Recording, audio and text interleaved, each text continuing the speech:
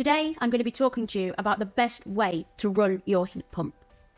It's going to be a lifestyle change, and a few adaptations are going to need to be made when you're moving from a gas option to a heat pump.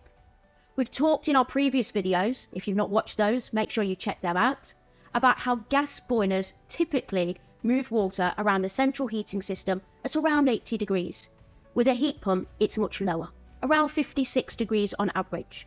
So it's a much longer process in order to alter the temperature of the air inside the property. Typically, a gas boiler, you'll feel the heat from the central heating radiators within an hour or two. With a heat pump, it takes much longer. You have to plan a long time in advance to alter the room temperature. This is why, with a heat pump, it's vital that it's running 24/7. A temperature of 18 should be maintained all the time. Morning, noon, night, whether the property is occupied during the day or not. 18 degrees is your standard temperature.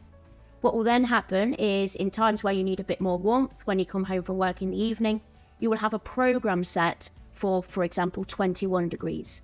So during the evening, it will rise from 18 to 21 and then back down to 18 at bedtime and maintain that 18 degrees all the time.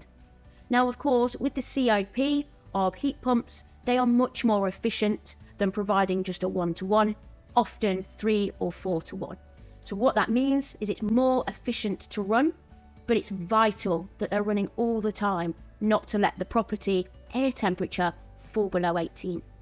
Otherwise, the heat pump is really going to struggle to bring that property back up to temperature in a good amount of time.